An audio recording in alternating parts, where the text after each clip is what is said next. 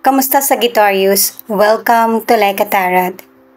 Alamin natin kung anong sitwasyon ang nagpapadelay sa buhay mo. Paalala para sa mga bagong viewers na ang reading na ito ay timeless reading.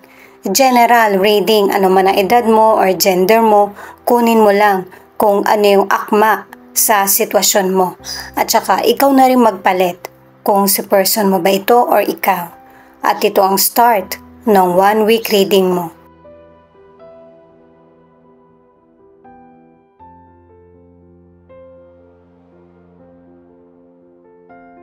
Two of Cups, Three of Cups, the Hermit. Kaya nagkakaroon ng delay sa buhay mo ay dahil sa hinihingi mo muna yung opinion ng kapwa mo or ng person mo.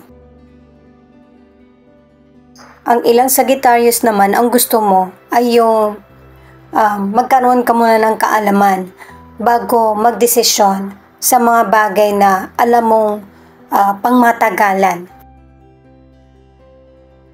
or may tagumpay patungkol man ito sa karir mo, sa negosyo, sa love or pangarap.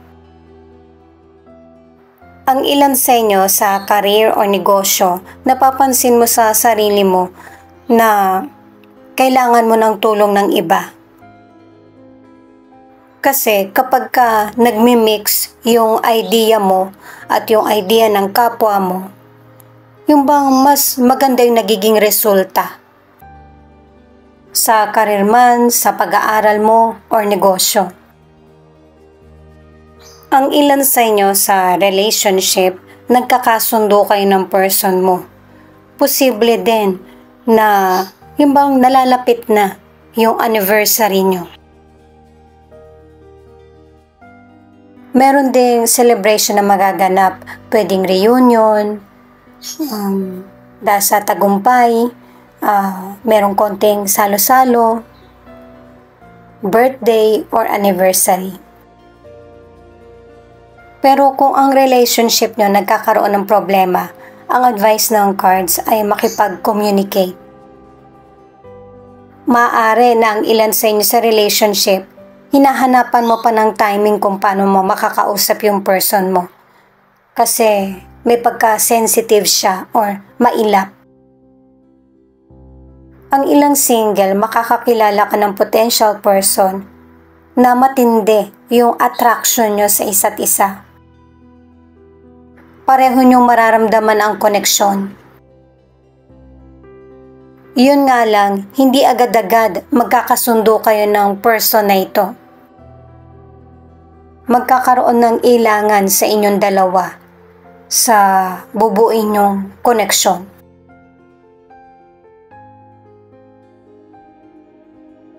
Itong card na ito ay pinapaalalahanan ka na hindi nakakabuti sa iyong kalabisan. Maigi na merong pagbalanse sa buhay mo. At saka sa pagkakaroon ng desisyon, kailangan pareho mong nakikita o nauunawaan yung sinasabi ng kapwa mo, lalo na kung merong issue or pagtatalo na nagaganap.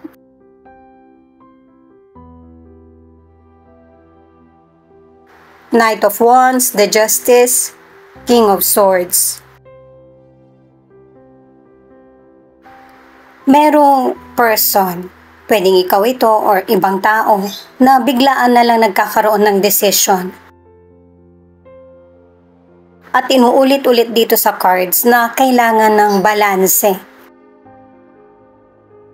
Importante yung pakikinig at saka nakadalawang cards na rin na may person na umiiwas. Yung bang hindi nakikinig sa kung ano yung opinion or komento ng iba. Kasi yung solution sa problem, simple lang naman yan Nagiging mahirap lang yan kapag maraming tumataliwas. Wala namang mananalo or matatalo sa mga decisions kasi pareho din naman kayong makakaramdam ng epekto ng naging solusyon. Para sa ilan, sa financial, mararamdaman mo naman ito na mabagal yung dating ng financial sa iyo. Maybe dahil sa ang ilan sa inyo hindi mo pa sahod pero nagkulang na yung financial mo. Nagkakaroon talaga ng delay yung situation mo kahit sa financial kung walang pagkontrol. Kung nagagawa mo ng magkontrol pero hindi pa rin sumasapat, ibig sabihin merong sitwasyon na kailangan mo ng baguhin or putulin. Na magkaroon ng extra income para hindi mo maramdaman yung kagipitan sa buhay. May iba naman na may gusto kang bilhin pero ipinagpapaliban mo muna ito dahil sa financial issues. Para sa ilang single, may potential person na atat na gustong makarelasyon ka kaagad. Pero pag-isipan mo itong mabuti kung itong ganitong relasyon ba ang gusto mo, yung madalian, yung hindi nyo muna masyadong kinilala yung isa't isa. Pero kapag naging magkarelasyon kayo, hindi mo mararamdaman na karelasyon mo siya. Yung bang pakiramdam mo magkaibigan lang kayo. At hindi mo hahayaan na ganito yung magiging setup nyo. Ano man ang gender mo.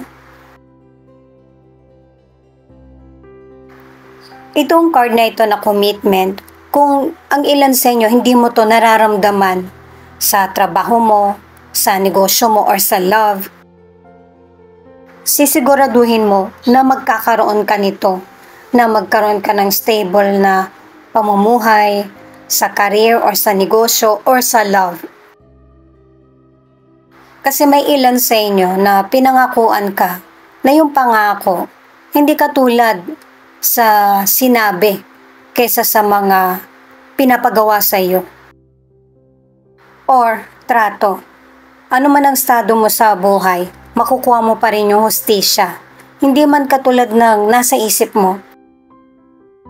Mas higit mong kailangan sa present at sa future. Ang ilan sa inyo sa relationship ay sinusuri mong maigi kung ano yung pinatutunguhan ng relasyon nyo. Kasi may ilang Sagittarius na yung naging karelasyon mo, yung pang selfish. Mas iniisip niya or inuuna kung ano yung feelings niya.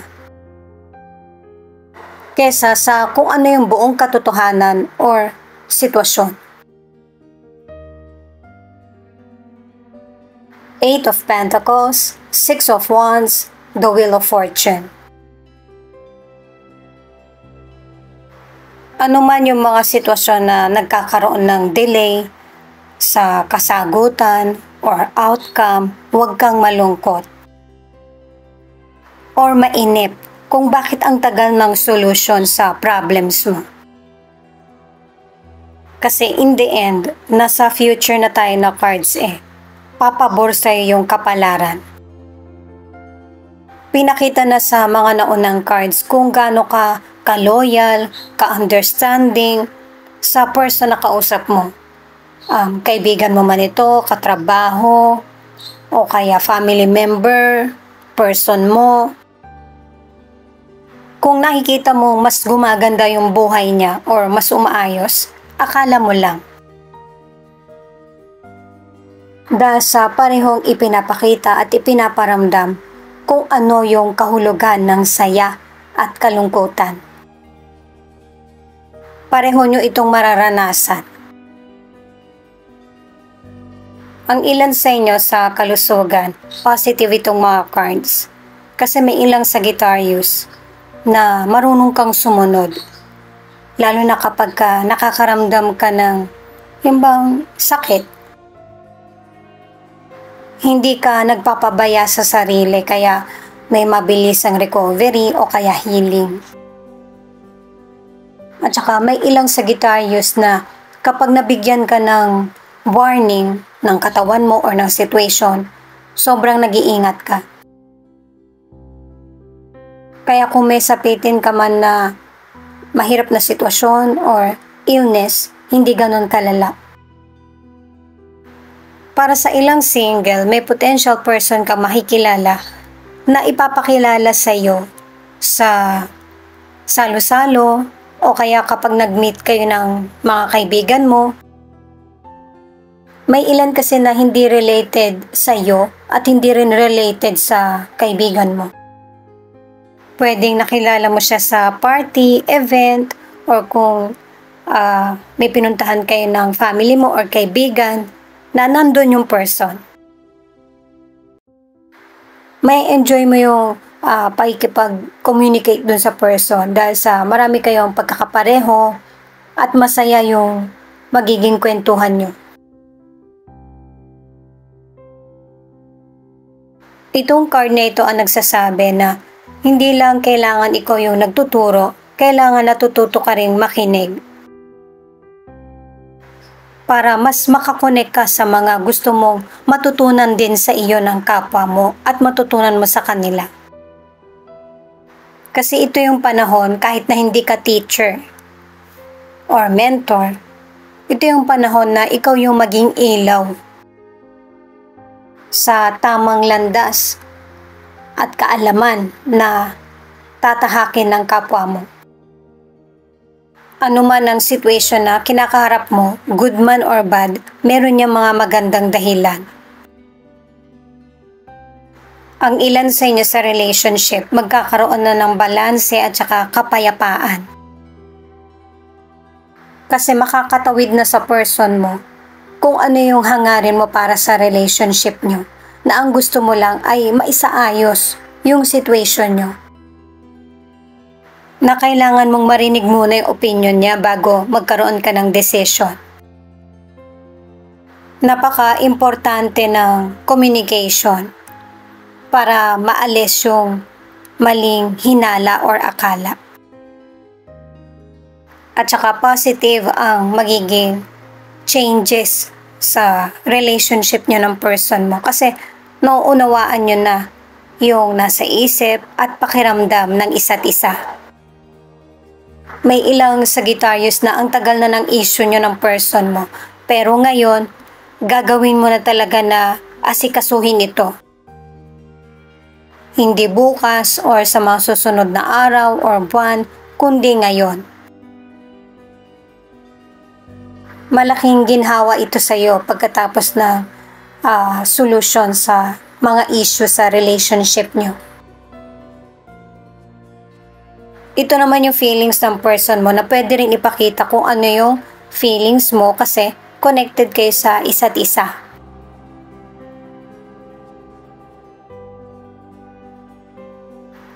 Mahal ka pa rin ng person mo or mahal nyo ang isa't isa kasi walang katulad yung naging relasyon nyo kahit na marami na kayong relasyon na napagdaanan ng person mo. Maaari na ang ilan sa inyo ay hindi nagkatuluyan or nagkaroon ng breakup or merong distansya sa inyo. Pero syempre, pinangarap din ng person mo na kayo hanggang sa huli. Dahil sa mas naging makabuluhan yung buhay niya nung kayo yung naging magkarelasyon. Marami siyang salita na hindi nasabi sa'yo pero ramdam ng person mo kung ano yung totoong feelings niya para sa iyo. Sa mga oras ng pahinga niya, ikaw yung naiisip niya yung situation niyo. Mga masaya at kalungkutan na naganap sa relationship nyo. At alam ng person mo na mali yung mga nagawa niya sa'yo, may mga panahon na hindi mo siya mapatawad or ito na talaga yung pinaka hindi mo na siya mapapatawad dahil sa mga maling aksyon or desisyon na nagawa niya. Nakadalawang cards ka na para sa hustisya kasi nga may mga maling nagawa ang person mo na posibleng nadamay ka o kaya or patungkol sa paghihiwalay sa mga legalities, sa mga material or sa relasyon nyo. Maaari na ang ilan sa inyo kaya lumayo yung person mo dahil nga sa meron siya maling nagawa at sisikapin niya na magbago para makabalik sa iyo. or ayusin yung sarili niya na maipakita sa'yo na nagbago na siya. Kung hindi man sa relationship nyo ang issue, pwedeng nasangkot siya sa ibang tao o kaya sa gamot. Ano man ang gender ng person mo, nangyayari talaga sa buhay natin yung may mga maling desisyon tayong nagagawa. Kasi lahat naman tayo clueless. Kaya katulad ng sinabi sa mystical card na ikaw yung magturo or ikaw yung maging ilaw para matuto ang iba.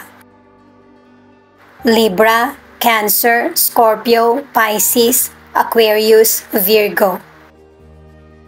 Naka-3 words ka na para sa hustisya.